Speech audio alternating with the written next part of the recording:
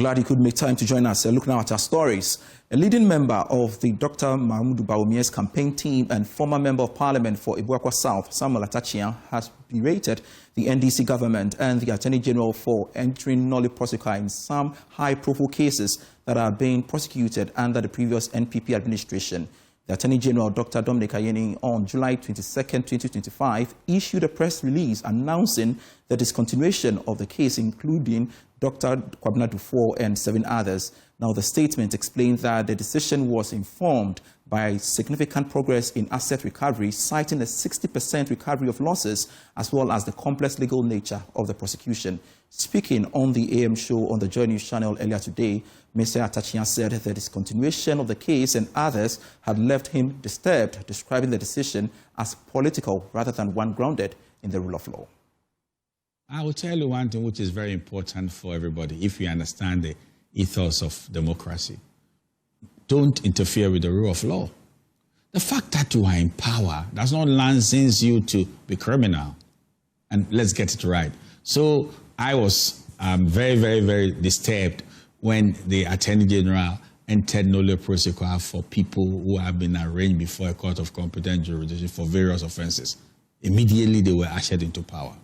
So what will happen? If Bawumia should be president and it is found that, oh, an MPP individual, has fallen foul of the law, I'm of the view that let due process run. Let it continue. Would it be a problem of a person who is an Attorney General or the law that allows the Attorney General to enter nolle prosequi? I ask, what do you think is the problem? Is it the law as we have it, because then people can hide behind the law? Or it is the person who occupies a particular role? It is the democratic posture of the government. Attorney General will not function that way, that have entered nolle prosequi when it has, serious, financial consequences as well, and people who have been arraigned and even somewhere, on trial. So it is a political decision. It's not because of the fact that you have the power to enter nolle prosequi, but that is a decision of the NDC. That we don't believe that these individuals should be prosecuted. Mr. Atachian also stated that a case including or involving his client, the former Director General of the National Signals Bureau, Kwabena Dufour, will go in their favor. He argued that while the case received excessive publicity, the initial support presented by the prosecution in court is very anemic. I believe that there was an over-advertisement of this case, but the evidential support, in the court of competent jurisdiction is very anemic. And that is the challenge, because, if you got even a prosecution witness trying to explain that, oh, but these things are what we do, and the very account is a national security account, and not a private account, it leaves much to be desired. But this is what happened. I don't know whether there is an over-dramatization that, oh, let's be seen to be prosecuting people. And, madam, we should be very mindful of the fact that it is easy to do your razzmatazz in the public and in the media space, but it's extremely difficult to prove that this is a case which is beyond reasonable doubt, and therefore you will secure conviction. The two are not the same. Now, the managing director of the Ghana publishing company, Nana Kwesi Boate, has revealed that before the new administration took office, the company was in dire financial strains with a bank balance of 400,000 cedis. This situation, it says, forced management to resort to an overdraft facility to pay staff salaries in January 2025. Speaking during a visit by President John Mahama to the facility, the chief executive officer said that since the new administration assumed office, the company's financial position has improved significantly. It disclosed that management has been able to place 15 million cedis in a fixed deposit account. And so we took a decision to take inspiration from the 24-hour economy. And I met management and gave them ultimatums that in 3 weeks, we're starting a night shift, which made it 2 shifts to be able to cut the numbers and make it useful. Otherwise, we were supposed to sack 100 people. Lo and behold, we did. And it is the best thing that, in my opinion, has happened to this company. Gazettes that were taking 8 weeks now started coming in 3 weeks. And we're able to introduce a 24-hour Gazette turnaround. So if you came today, you could get it tomorrow. It gave us avenue to take a little more revenue. And since then, the revenues have improved drastically. We've been able to, based on that, done a few things. We've opened up a new digital press center, fully furnished from a completely non-existing facility, a warehouse. And the financials of the company has also significantly improved. When we came in February, the bank balance, and because you are here and it's your company, I can tell, was 400,000. And in January, the company paid salaries with an overdraft. So that was a company that was in dire straits. In the 10 months that we've been here, in December, we paid a 13th month salary to the staff without borrowing. We've also committed to paying a 40%, because salaries were very low, a 40% up. And Mr. President, I'm happy to announce to you that as of yesterday, we put back a fixed deposit of 15 million in the bank in the last 10 months. So those are the dynamics. We are very optimistic, having also tooled the place significantly, that if we've got enough government job, and so far we're getting some jobs, but if we've got government jobs, GES jobs, and with a lot of commitment, we'll be able to do it. President John Mahama, in his remarks, said the 24-hour economy authority will soon be established. He said this will pave the way for the implementation of the policy, including the registration of all businesses that will participate in the initiative, as well as clearly outlining the initiatives to be provided. I'm happy to note that the Minister has lobbied the Minister of Education and the Minister of Finance, that when we start the printing of the textbooks and learning materials, Ghana Publishing should get a big chunk of that contract so that you can raise more money to continue the retooling exercise that you are doing. But I like the innovative thinking that you have brought into this establishment. Of course, the 24-hour economy initiative is one of the flagship economic policies of this government. I'm happy to note that the committee has finished considering it and is supposed to go onto the floor of Parliament to set up the 24-hour authority, which would then open the way for implementation and registration of all the businesses that will be involved in the 24-hour economy initiative.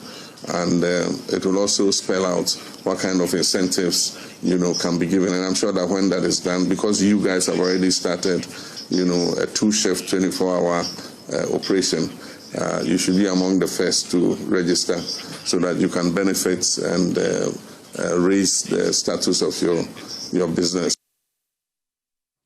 Let's now head to Parliament, because the minority has raised concerns over what it describes as worsening insecurity across the country during the first year of President John Mahama's government. According to the minority, many Ghanaians are living in constant fear due to the deteriorating security situation. Speaking to the media on Thursday during an assessment of the president's first year in office, Deputy Minority Leader Patricia P.J. attributed the situation to what she termed the politicization of the police service and the neglect of the wider security sector. This government burns millions on gold schemes and abandoned farms. Ghanaians sleep with one eye open. The security situation has deteriorated, transforming our once peaceful nation into fear and uncertainty. Fellow Ghanaians, 1 year into President John Mahama's renewed mandate, our country is gripped by insecurity that cannot be brushed aside with ceremonies. The Interior Minister has admitted that as of July 2025, Ghana had recorded about 628 cases of armed robbery and 340 murders involving illicit arms, and an alarming toll in just half a year. Ghanaians no longer feel protected in their own homes. The duty to safeguard life and property has weakened under politicized policing, and neglect of security services. It is not merely resource, it is priority. Since January 7, 2025, communal and chieftaincy clashes have erupted from Boko to Sampa and Abadom, leaving scores dead and thousands displaced in the Savannah and Upper East area alone. Clashes related to land and traditional authority have killed at least 31 people and uprooted about 48,000 citizens. And we shall subject these assertions by the minority to some special security analysis with an analyst pretty soon. But I've got to tell you this. A team from the National Anti-Illegal Mining Operations Secretariat, NIMOS, on Wednesday carried out a major raid on illegal mining sites at the Kokobo Demonstration Farm Section E at Bonso in the Eastern Region. The task force found 8 excavators and 12 illegal miners actively operating on the site. The demonstration farm had earlier been visited twice by NIMOS in efforts to stop the illegal miners from destroying the research facility. However, the miners returned to the same location barely a week after the previous interventions. The illegal miners were arrested and handed over to the Ghana Police Service for further investigations and prosecution. The excavators were also seized and have since been conveyed to the NIMOS Secretariat base in Accra. The spokesperson for NIMOS and Media Relations Officer at the Ministry of Lands and Natural Resources, Parkway Shandov, confirmed the arrest and additional measures being implemented to boost the fight against illegal mining.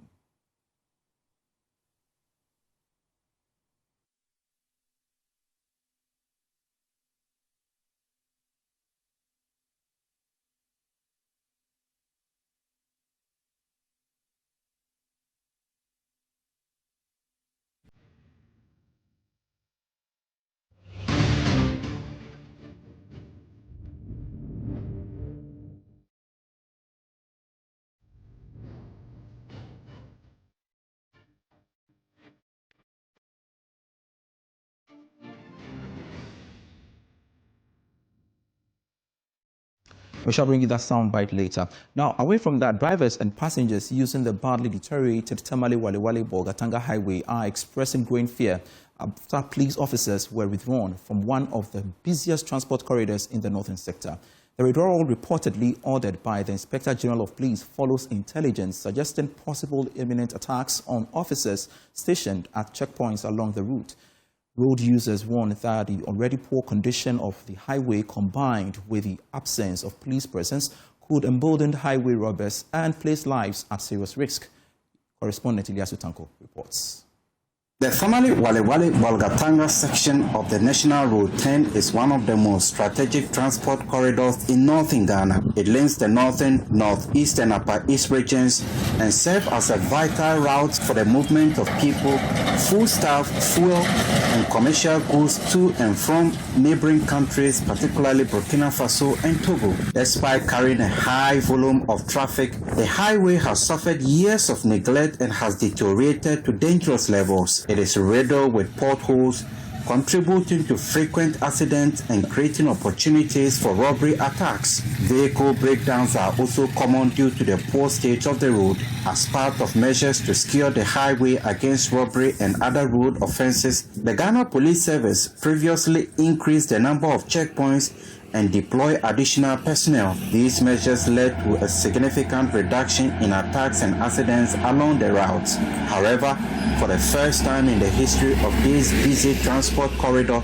a violent incident against the police has resulted in the complete closure of nearly 20 checkpoints and the withdrawal of all police personnel along the highway. The police pullout was reportedly ordered by the Inspector General of Police following the fatal attack on a police officer on December 28 by armed men at a checkpoint between Karminga in the northeast region and Poalugu in the upper east region. The police say they also received intelligence pointing to further imminent attacks on officers. Here is the Walewale District Police Commander, ASP Seth Ejekum, confirming the IGP's directive. We will be there upon the recommendations from the regional commander, by extension IGP. It is from IGP's directives. Please, is it related to the incident that occurred where an officer was shot dead? It is. In relation to the Wulugu Karaminga attack. The security withdrawal has left one of the busiest highways in northern Ghana unguarded, with drivers and passengers expressing fears of a possible surge in robbery attacks and road crashes. At the Bolga station in Tamale, a commercial driver who has plied the route for years described the situation as frightening. It's very bad. The way the road is, no police on the road. If you are traveling in the night time, it's very risky for we the drivers. Sometimes if it is 6 o'clock, you can't move your car again. So we are pleading on the police to come back and be on the road because it's very risky. Nobody can travel in the night time again. Yesterday like this, they robbed about 3 cars. Why? They should come and help us. Another driver, Jalil Bashir, says he has been compelled to reduce his operational hours due to the absence of police officers. At the Wale Wale lorry station, driver Pam Nkrumah appealed for the immediate return of law enforcement officers. To be honest, if the police are back, we all will be very graceful because at times if they are there, I can move for 10 o'clock or even 11 o'clock. If they know that police are standing within this, moving by 24 kilometers away, maybe they will not also like to come back out from that very place again. Passengers boarding buses and minibuses share similar concerns. Fuseni Muslim, a student traveling from Tamale to Wale Wale, said the news has made his journey stressful. Road users fear the development could embolden highway robberies, especially along isolated stretches between Wale Wale and Bolgatanga, where visibility is poor and emergency response times are slow. Many drivers are calling on authorities to urgently review the decision or introduce alternative security measures, including mobile patrols or military support to protect lives and property. Until then, drivers and passengers say they are forced to rely on prayers and cautious travel along a highway they now describe as poor, dangerous, and unguarded. From Wale Wale, Elias Sotanko reporting for JoyNews.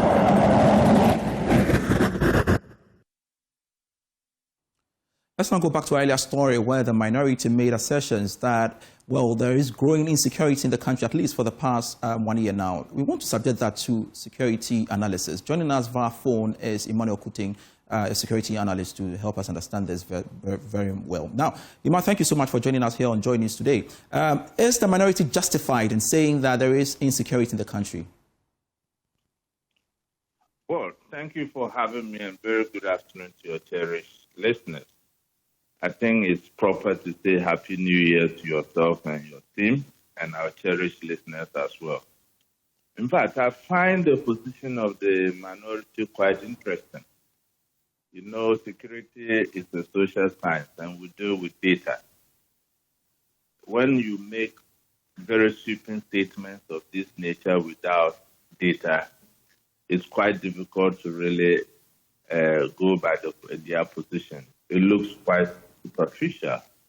If you look at the country and the review, John Mahama says at the review, even though the police have not come out with crime statistics over the period, I think relatively everyone will agree with me that what the minority is talking about is not really the case, especially when they are talking about kidnapping and armed robbery and what have you.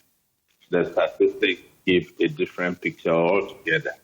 Where I agree with them is the absence of a national security strategy and implementation plan. I think I agree with them 100% on that score.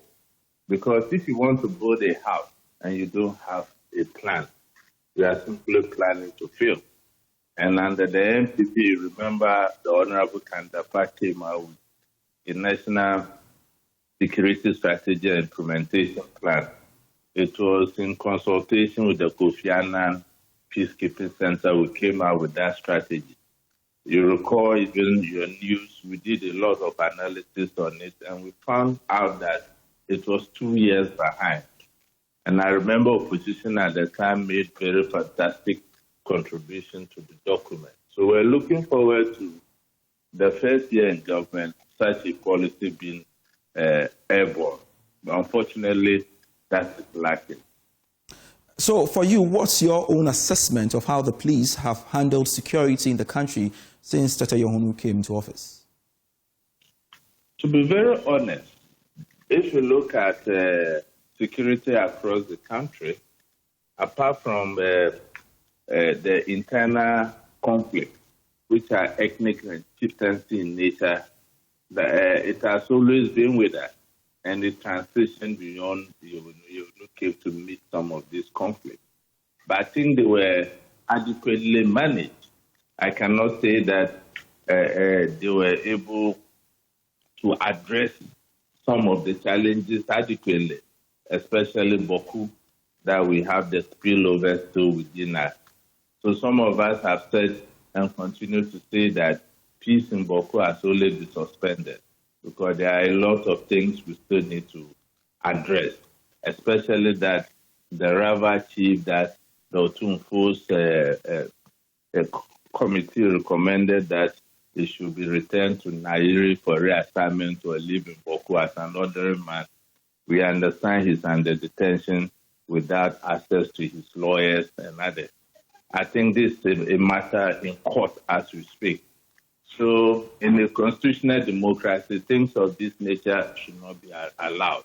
And I don't think that anybody will be happy to see his or her fellow citizens' rights being violated in this manner. Beyond that, you realize that you will not have a very calm demeanor. And he doesn't talk so much, but if you look at his tenor, I think crime has reduced considerably by the statistics that some of us have.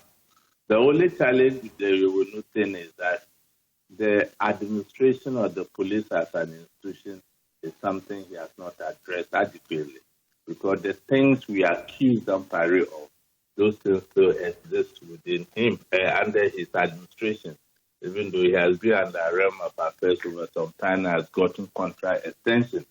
We were calling for the audit of the promotions. He has not done that. And you know that there were other things, especially when you join the service as a professional. Before you can migrate into the mainstream, you should have served 20 years. Under his watch, some of these things still happen. And favoritism in terms of promotion, it still happens. Even under the promotion he just did recently, someone from intake 23 who was an ASP was promoted with intake 51. So I think those are the things he needs to address, and they are institutionalized in nature. But beyond that, I think the police have conducted themselves well. I think the challenge that the country will face, and this government still continue to make, is the thinking that by resourcing our, when we talk of logistics, is the provision of vehicles. You know, under Nana Akufo-Addo, the police had more vehicles than any other government in history. This government has continued the same trend at the expense of capacity building of our security agencies. It's just like you give me a car, I don't know how to drive the car. So what have you done? I know logistics is very crucial to the overall administration of our security agencies, but we need to build the capacity of our security agencies. And this thing has come about because of the mode of recruitment. And you and I know that the politicians and protocol recruitment has brought us where we are. Until we do our recruitment on a merit-based system, these problems will continue to be with us. And if you look at John Mahama and the 1 year, I think Galamsey is one area in terms of our analysis, in terms of security that John Mahama has failed woefully on. It's not as if we don't have the capacity, but are we ready to deploy that capacity? And it's the lack of political will. Because if you look at Nepal, under 2 years, they were able to reverse Galamsey to about 90%. If you look at Rwanda, they were able to reverse deforestation because of leadership. So we are lacking leadership in that. All right. Aspect. You cannot tell me that we have excavators in our forest reserves and they didn't come through our ports. We have mercury flooded in our galamsey, even all right. All right, Emmanuel. So something's really wrong. Very well. Thank you very much, Emmanuel Kutin, security analyst, sharing your perspective with us here on the subject matter. And we've got to go back again to our earlier story where I was telling you about Naimos arrest. And we know a team of National Anti-Legal Mining Operations, that's NIMOT, on Wednesday carried out a raid and in the Bunso east of the Eastern region, I should say. And joining us now, we want to hear from the Public Relations Officer or the spokesperson for NIMOS and Media Relations at the Ministry of Lands and Natural Resources, Bakwesi Shandov. Indeed, it was a very fruitful exercise, one that adds to the many successes of the National Anti-Illegal Mining Operations Secretariat. For this particular place, this is not the first time NIMOS is being there. NIMOS has been there twice, but it appears, like I've always been saying, that like we've been communicating and putting across, the illegal miners seem to have a very obstinate and recalcitrant posture. That is to say, you flash them out today, the next day they gather momentum and then they return. And that justifies why, effective immediately, within the first quarter of this year, NIMOS is now going to deploy 24/7 uninterrupted surveillance across all of these flashpoints. Because we cannot be having a situation where an operation is carried in area A and then the next day the illegal miners have gotten back there. For this particular place, for example, today, this recent operation would mark perhaps the third of such an exercise in that particular enclave. And so it tells you clearly that the illegal miners do not just stop. You arrest them today, the next day they are back on and all of that. And so the permanent deployment is the way to go. And as I have been indicating, the clearance for that has been given and therefore it will be implemented any moment from now. For 12 persons who have been arrested, they've all been handed over to the police. The next thing that is going to happen is that they're going to assist with investigations and then onward prosecutions would begin in that regard.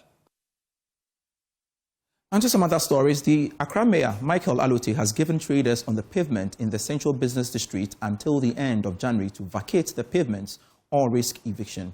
Traders who were removed during last year's decongestion exercise have since returned, worsening congestion and posing safety risks. There is more in this report.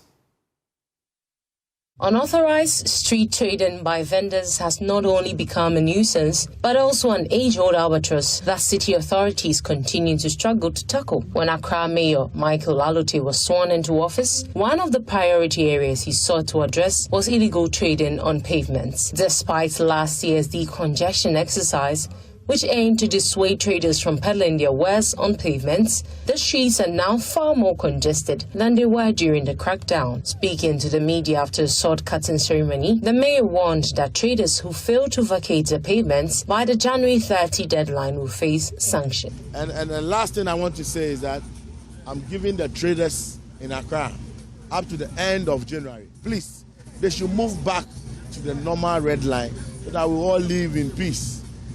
By the end of January, I am going to clear the streets.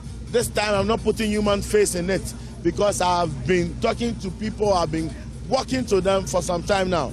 The ceremony also marked the start of rehabilitation works at the Makola Government Clinic, one of the 6 key development projects by the Accra Metropolitan Assembly.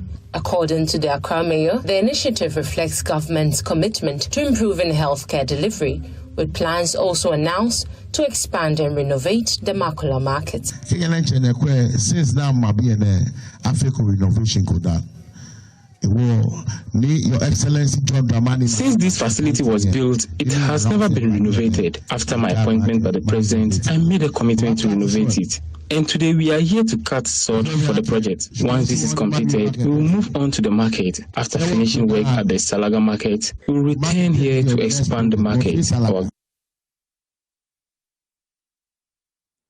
From a local governance perspective, why do decongestion exercises in Accra often fail to achieve lasting results, and what structural gaps need to be addressed to make them sustainable?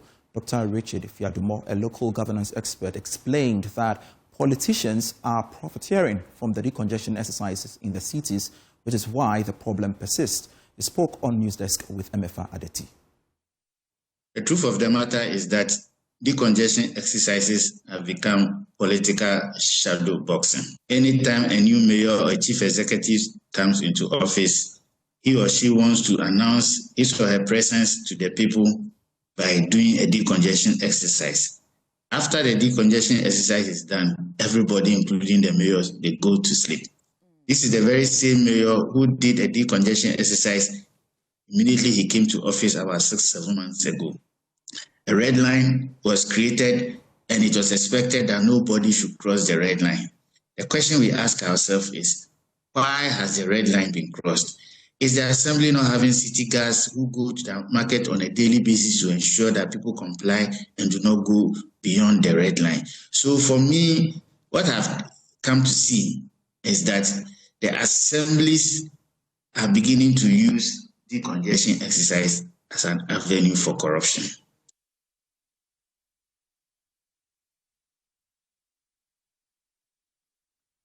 Lands at the Ghana Radio Astronomy Observatory belonging to the Ghana Atomic Energy Commission have shrunk from the original 163 acres to less than 30 acres due to encroachment.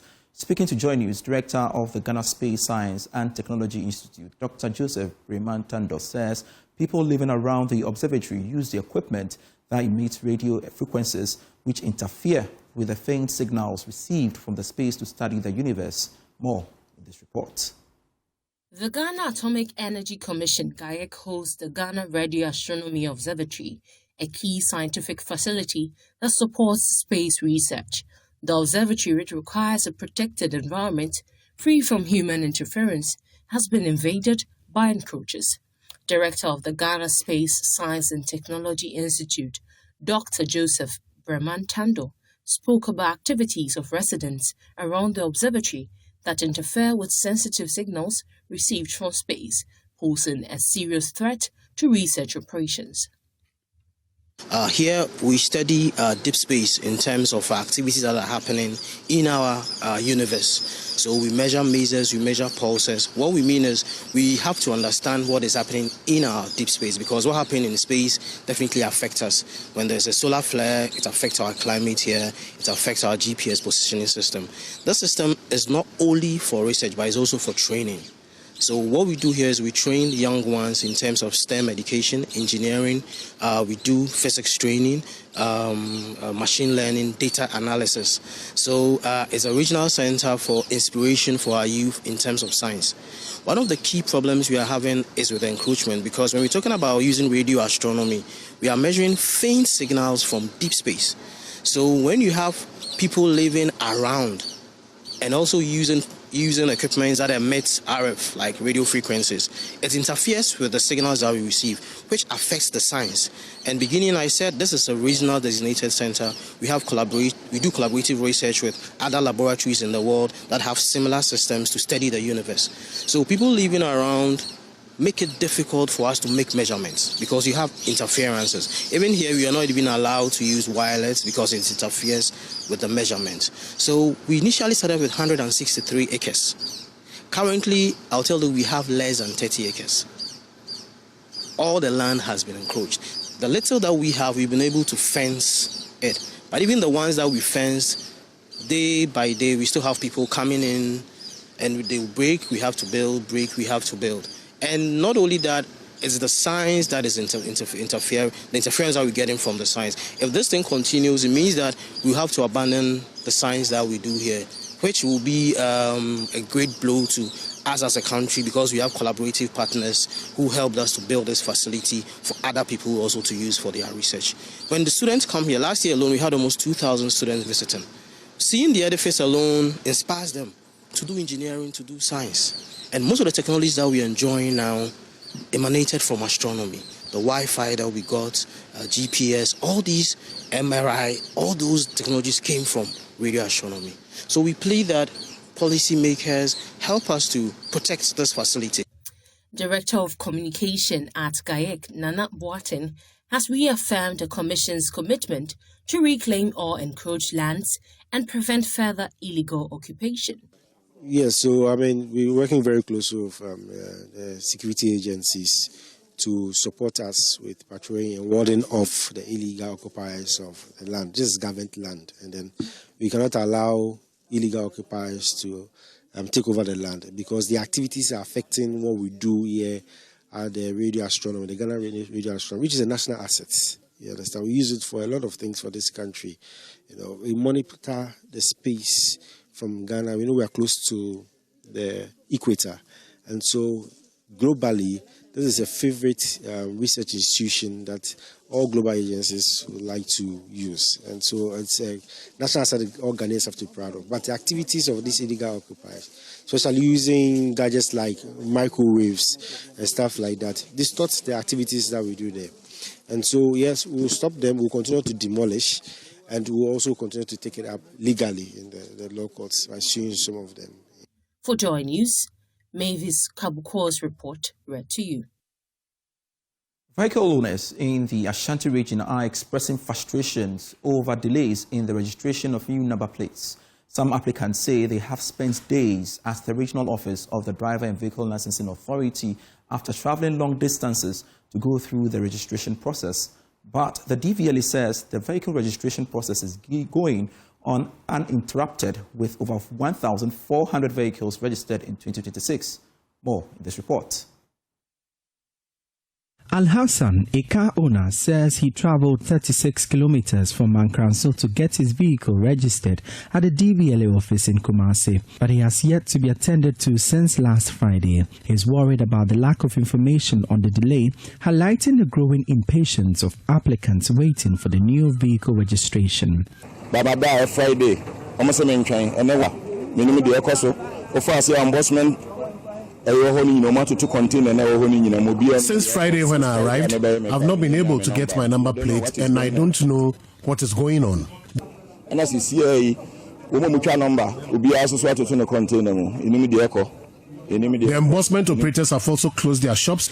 But the Ashanti Regional Office of the DVLA has explained the delay in the rollout of the new vehicle number plate registration is due to incomplete legislative processes and not technical or network challenges. According to the regional manager, Jerry Edem Aflagbo, the vehicle registration remains uninterrupted. He explained 1,489 vehicle registration requests have already been initiated for 2026, with 459 completed, but some were delayed to incomplete biometric verification. Mr. Flabo says the office is fully prepared to roll out the new RFID-enabled number plate system once Parliament completes the required legislative process. They were not able to amend the LI 2180. Now, if you watch carefully, because what we seek to do has to do with the features on the number plate, change the features and the characters and the arrangement on the number plate. It was very important that the LI 2180, which has in it Regulation 10, which specifies what features to appear on the plate, had to be amended by Parliament. But that was late. It was supposed to take 21 days to mature in Parliament for it to become law. But unfortunately, it was only 8 days when Parliament went on recess. So, in view of that, we were not able to get the legal approval for that. And so, the authority has not been able to roll out, as we announced earlier, that on the 2nd of January this year, we'll start with the new registration plate. However, we have said that those who cannot wait for the new plate can register their vehicles. And so currently we are maintaining the same features as we have, which have a suffix of 2026. And that's what we are using now. Joseph Nsego's report for Joy News.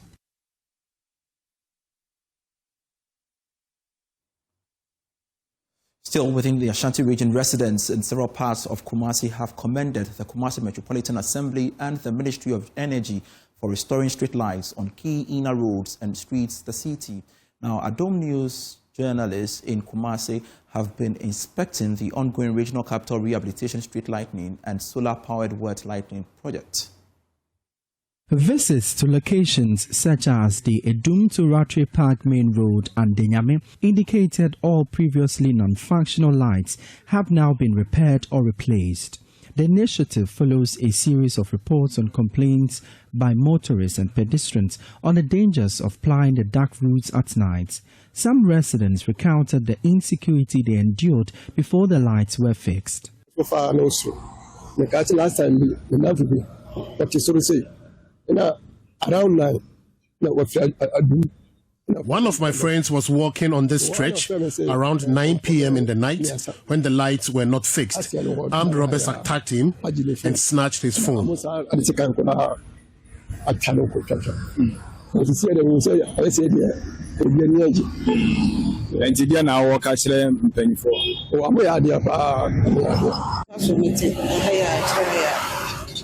First, now I'm fixed here. Now, fast put him fast on you. Oh, no, me fast on you. Next time. Walking here at night was very dangerous, but now I can walk freely because the street lights have been fixed.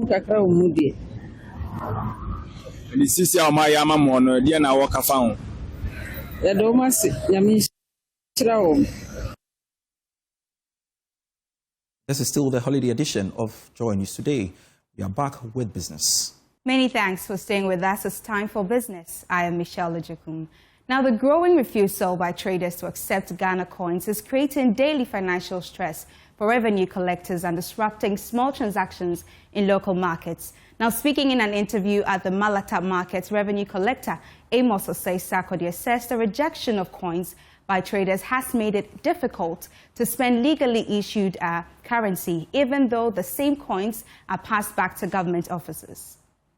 Since last year, I've been suffering with these coins because they gave it to me, but if I buy something outside, they don't collect. Even if I change to the market sellers, they say they don't like it.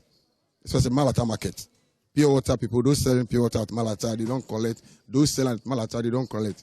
But they give it to me. If they collect, they will give it to me and tell me that I'm working at the revenue office. So I'll send it to the bank. But if you send it to the bank reject it back. They give us back these coins because it's Ghana money. But I will beg you that they should let them collect the money. Those that refuse to collect it, they should be at least be punished or they should be arrested so that they will know that it's not being rejected. It's Ghana money that we are using. You see, something like this Maggie that they are selling. They should remove it 1-1, but they've tied it 1 cedi instead of the small Maggie. Because we have 2 types of Maggie. They have the big one and they have the small one.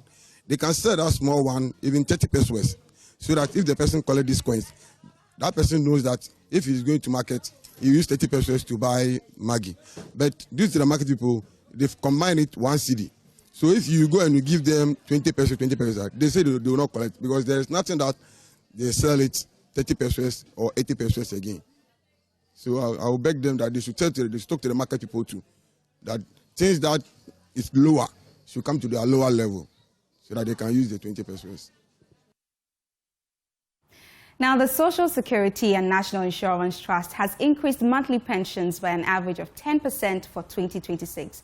Now, according to the Director General of SSNIT, Kwesi Afre-Baini, the current indexation, which is more than the current inflation rate of 5.4%, will maintain the long-term sustainability of the scheme and cushion pensioners. Here is more.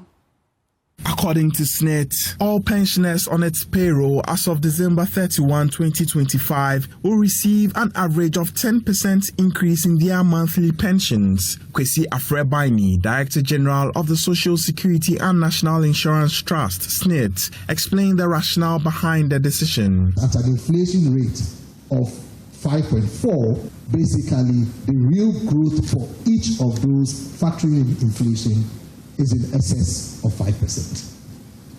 The new pensioners coming onto the payroll used to come in at 300 Ghana cedis.